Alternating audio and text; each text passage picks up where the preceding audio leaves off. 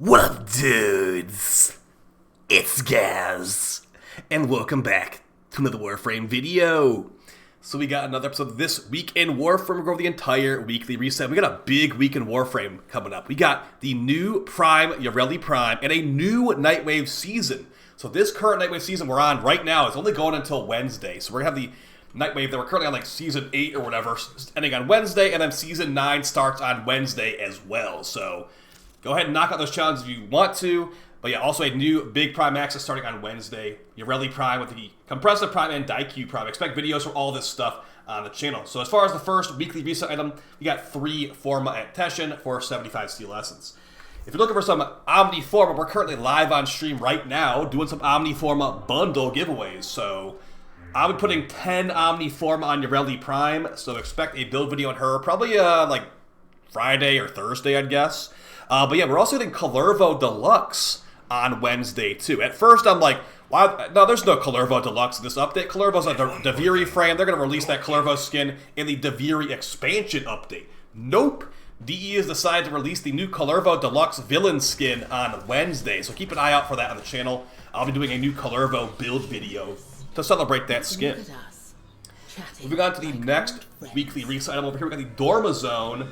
Now, reminder too, in June we're getting a big Pathos clamp farming event, like the Spider Frame event. So if you see these things, you're like, I'm not going to get that ribbon or that shotgun ribbon. Those are too many Pathos clamps. Maybe once the event comes through, you'll have so many Pathos clamps, you'll be willing to spend it on this stuff on a weekly basis. But as far as the stuff over here, you got Archon React for 20 Pathos clamps, Pistol Rim for 15 Pathos clamps, and a Shotgun Rim for 15 Pathos clamps. Pretty decent stuff.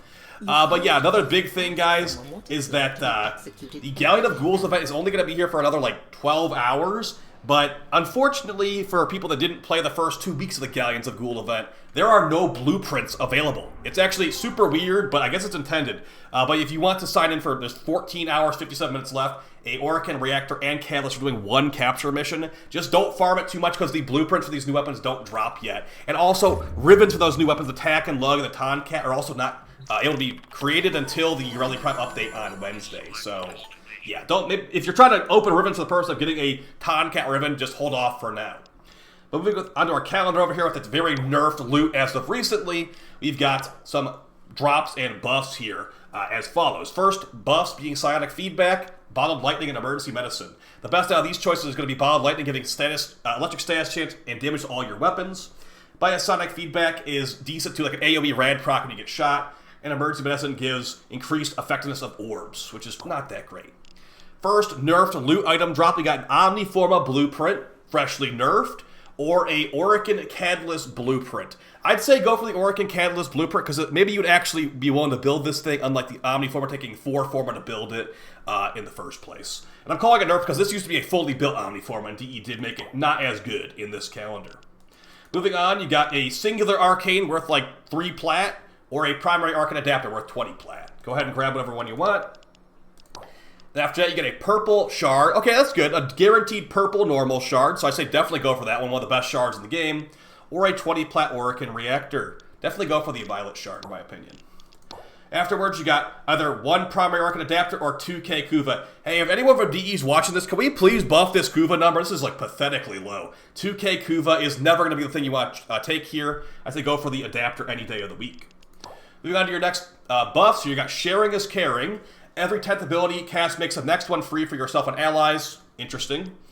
Next, Redemptive Chance. Kill enemies have a chance to become an Allied Spectre. 1% per status effect lasts 30 seconds. Or Free Shot. I'm just going to go ahead and let you know right now. Free Shot is one of the best perks you can get in the entire Hex Override tree.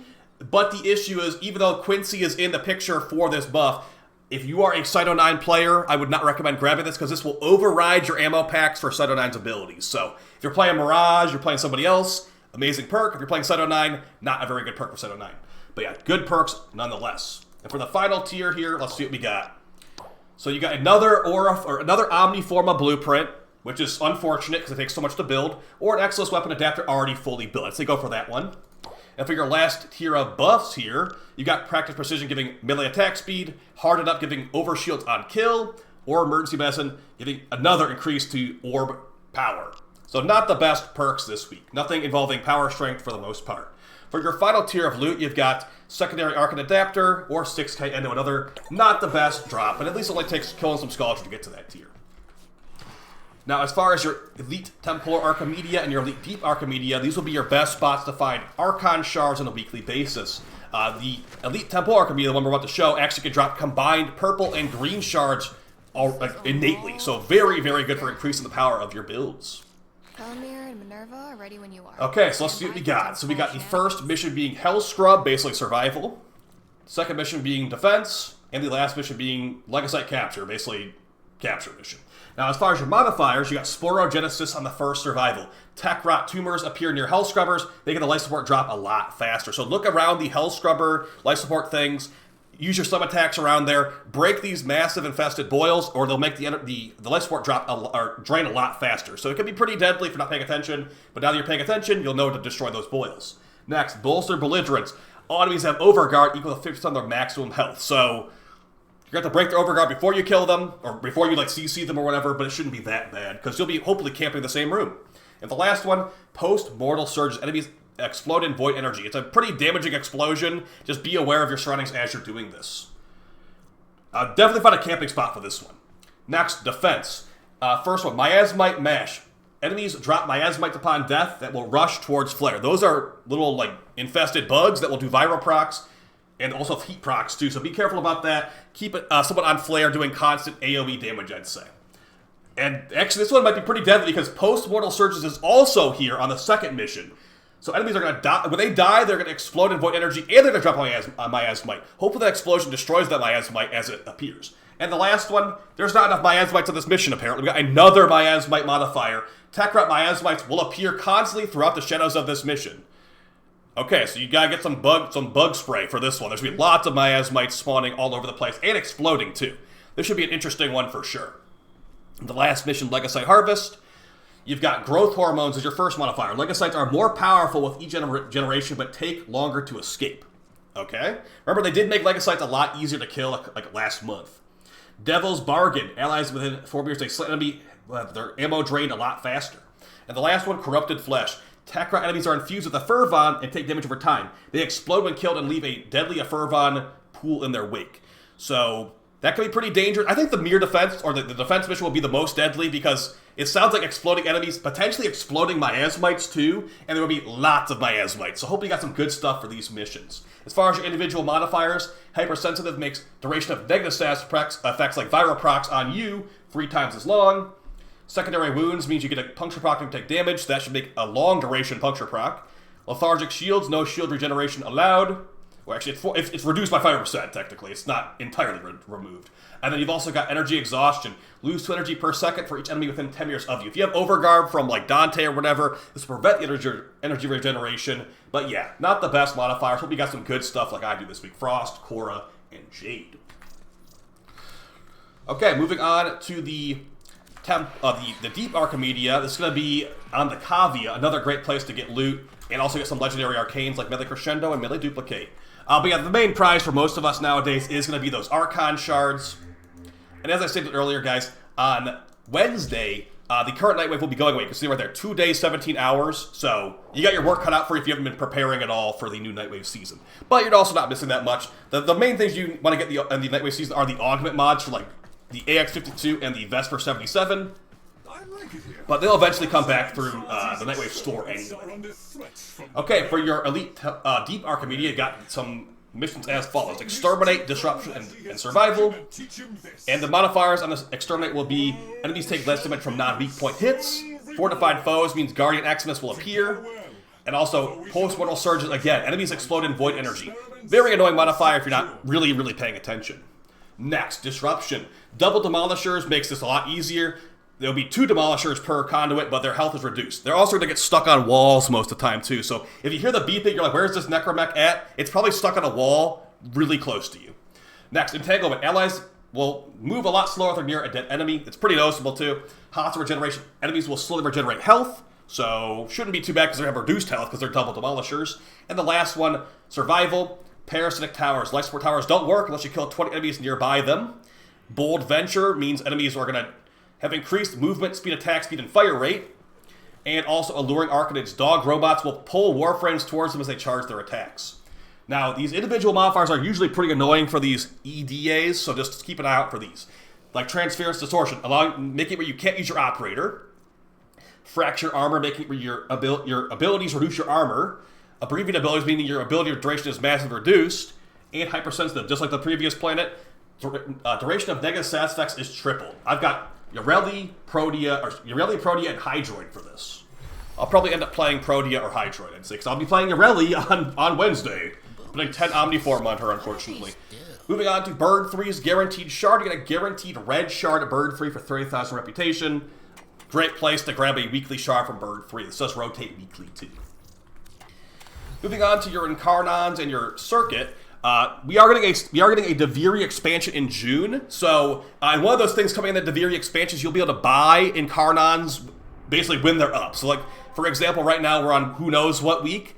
But if that week is up, let's say it was Tauren week. Tauren week was like 2 or 3 weeks ago. You could buy the Tauren Incarnon for plat for the week it's available, or for the week it's here. But if that week passed, you would not be able to buy the Tauren anymore. So it's kind of nice. You can skip some grinding, but at the same time, you can't buy the Tauren like in the middle of the different rotations. So that's a little bit unfortunate at the same time. All right, moving on to the normal circuit. Here we got some good choices for normal circuit. Nidus normal, Octavia normal, and Harrow normal. 3 different quest Warframes, and 3 frames that are pretty annoying to farm. You could get Nidus from Infested Salvage, which is one of my worst farms ever. I would not recommend farming him normally, so maybe go for Nidus here. Good Helminth too. Octavia, who comes from Octavia's Anthem quest, and from various locations, like Infested Survival. And Harrow, who comes from a various amount of locations too, so... I'd say the most annoying one to farm is probably Nidus here, in my opinion. And as far as what their Helminths do, Nidus gets Larva, which pulls enemies in.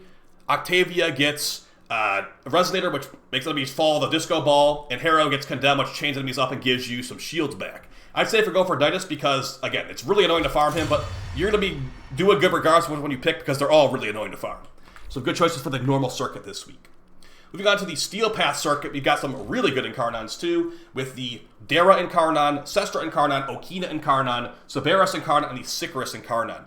Reminder though, if you already have all these and you don't want to grind them out again for some reason, you could go for some Ribbons or Kuva instead. Now, as far as what's the best here, we have the Sicarus Incarnon being the Profit Taker meta, now that the Diplos are no longer needed because we have magnetic mods. You got the Okina Incarnon being a very, very nice melee weapons. They have like ranged attacks and a movement speed stat stick. And the rest of them are kind of not the best. So let's go over what all of them do, though, in case you are interested besides just the number 1 and number 2. Let's go over the Dara Incarnon first. The Dara Incarnon, a full auto rifle. Once you get some headshots and go to Incarnon form, it will become a high-powered beam that gains magnetic damage. This thing can hit really, really hard. It's got some pretty good perks, too. Some interesting perks, for sure. You've got, where is it? Where's the one that gives you the crazy crit chance, the status chance? High Ground increases base crit chance by 25% of current status chance, up to 35. So you mod for status, you get crit. Interesting on that front, but a hard-hitting beam that can one-shot some acolytes, take care of some hordes of enemies, but is more of a workhorse weapon than an actual meta weapon. I'd say it's a lower recommendation, probably not the lowest of the low this week, but like second or third worst this week. The worst one this week is the Sestra Incarnon. After you get 100 bullets fired in a row, uninterrupted shots, you'll get increased crit chance on this machine gun pistol, basically. Yes, you heard that right. The Incarnon ability does not actually do anything unless you fire 100 bullets. So you get a special Incarnon form and all that stuff, but the extra 100% crit chance perk only kicks in after all those bullets are fired uninterrupted, and it's like, what enemy can even survive that many bullets in the first place? And there's pretty much none. So this is the lowest of the low this week, but it's still got some good perks you want to grab it. Like, just because I'm saying it's the lowest of the low does not mean it's not actually good. It just means I would never actually use it. But yeah, good stuff if you want to try it out. Got some interesting perks just like the previous one. You know, getting increased critical damage after your shield breaks or your overguard breaks. Relatively decent. Moving on to the Okina Incarnon. We got a pair of dual daggers that once they get a 6x multiplier will go to Incarnon form, and you'll basically get little mini judgment blades from Virgil from Devil May Cry. When I say mini, I do mean mini. Like, they're more of like these little daggers that fly around and will freeze enemies solid, applying max cold stacks. But yeah, they can do some crazy good stuff, like, you know, throw out some red crits on there, maybe debuff some enemies up. These cold daggers will seek out enemies and freeze them solid and make them take a lot more extra damage. Because if you don't know this, cold procs make enemies take more crit damage in Warframe 2025. Also, cold procs will fully freeze enemies solid too. That was not the case back in the day. So good stuff there. And as far as some other good perks on it, Swordsman Celerity gives you built-in movement speed, which is one of the best movement speed multipliers in the game. It's not the actual best. The Ruvox is the actual best. But yeah, for generic movement speed multipliers, this is great. And a reminder too, generic movement speed multipliers will work on Wukong's Cloud. So when you see it in Incarnon, it's like, oh, you get parkour velocity, that's cool. That does not work on Wukong's Cloud, but this will work on Wukong's Cloud. So interesting on that front for sure. A very powerful melee. It will be number 1 or number 2 this week, depending on if you want to run Profitaker or not. Severus Incarnon, a good one for sure, but not as good as these other two. It's going to be a burst fire rifle. And then once you go to Incarnon form with some headshots, it'll become a 4-round burst fire rifle with built-in guaranteed blast procs. If you haven't played Warframe for a while, in Warframe 2025, blast procs make enemies explode. So this would be guaranteed explosions on shot. Very, very good. And it also works with multi-shot too. So you have a multi-shot mod on here. It's going to be so many blast procs. So very good on that front. But the thing about this weapon is that it might be strong, but it's not exactly better. Just like the Dara Incarnon, they're good choices, not the best choices in the whole game. So that's why I'm going to say it's not as good as these other choices that are the best stuff in the entire game. So good perks on here. You got Elemental Dominance, Survivor's Edge. You got a bunch of good stuff, honestly. It's just going to be up to you if you want to use a precision rifle that will become AoE after some headshots go through. Moving on to my number 1 choice this week, it'll be the Sicarus Incarnon. Why is this thing so good? Well, once you get some headshots, you go to Incarnon form, it will ricochet bullets to make it AoE, but we're mainly focusing on this thing with really, really high base stats and the fact that it's a burst weapon. Because the way the Profitaker shield works in Warframe, the level 5 Fortuna Spider, burst weapons are very good because you're going to break the shield will change what element you want, and you can basically fire like 3 bullets per burst of this thing to make the shield get shredded really, really fast. Some really good perks on here. King's Gambit gives you a massive crit chance buff on headshot, but it also makes you do no crits on body shots, so very feast or famine. I'd normally recommend Feigned Retreat, giving increased damage on low health enemies. Additionally, Commodore's Fortune makes the Sicarus Prime have a lot of really good base crit chance. So yeah, really good. It's the best Profitaker weapon now, because now that we have these magnetic might mods, we don't need to run Kuva weapons or like Tenet weapons that have built-in magnetics. So this thing shreds the Profitaker instantly. So high recommendation on that one. So after we talked about all those, what's the best? I'd say number 1 is the Sicarus. Now it's the Profitaker meta, you kind of want to grab it. But if not, maybe you don't want to do the Profitaker or whatever, you could go for the Okina Incarnon as your number 1. A very, very, one of the best melees for Incarnon in the whole game. I'd say the Dual Ichor is probably still a little bit better, but yeah, top tier for sure. I'd say go for these 2 this week, and whatever order you choose. If you want to do the Profitaker meta, go ahead and grab this. If you don't, third place would be the Severus Incarnon, and the 4th place would be the Dara Incarnon, with the Sestra being 5th place because you have to literally fire 100 bullets to make it even work. So, hope that was interesting for you guys. Let's move on to our final Nightwave rotation here. Actually, let's talk about the Archon Hunt real quick. For the Archon Hunt, we got the Snake Archon. Oh, I got Kullervo Strength. Nice. Snake Archon giving an Archon Shard, Amber Archon Shard, and mission types being Exterminate, Survival on the final boss showdown. But you guys, this is your last mini Nightwave reset until like the new season on Wednesday. So, last call to get this stuff. Like really, you might be missing on Biotic Rounds. You might be missing out on your Umbra Forma, your armor set, etc., etc. This is your last chance. Okay. As far as the challenges, though, for your last week, you got Samaras doing Sanctuary Onslaught, 8 waves of that. Elite Weekly, open 1 relic of each type, besides Requiem, so Lith, Meso, Neo, and Axie. Other Elite Weekly, complete 8 Railjack missions. And then your Permanent Weeklies, get some Eximus kills, some mission completions, and kill 500 enemies. Oh yeah, I forgot this one too, hack 10 consoles. Hopefully you can figure out how to do that. For your final cred offering store of this season, let's see what we have. Now, I would highly recommend you use your Nightwave Nora creds for Season 8 before Wednesday. If you don't, they'll be diminished in value, and you'll only be able to sell them for credits afterwards. So, grab your Night Tane, grab your Kuva, grab your reactors if you want to, grab any helmets you want to grab. That's going to be a really high priority, guys. Make sure you use those credits, okay? As far as your aura mods this week, we got some good aura mods too. Okay, you have no excuses. There is plenty of good stuff to use your creds on. You got Rejuvenation, which is good for new players. Enemy Radar, it's good for farming. Energy Siphon is good for new players. You got Sprint Boost, which is good. General. You got Corrosive Projection, good in general. And you've also got some Nightwave Aura mod, or augment mods like the Xylock Xmas Advantage, Dizzying around to the Bronco, a must-have Bronco augment, and Critical Precision for the Tiburon, which there ain't going to be no Tiburon Incarnon, unfortunately. Singularity for Nyx, Prism Guard for Mirage, and Deceptive Bond for Loki are Conclave augments. And we actually have the Ceramic Dagger back, so that's good. Prism Guard's very good for Mirage. The Ceramic Dagger Blueprint is the only place to get this for the Ceramic Dagger Incarnon. So pretty good ending Nightwave store right here.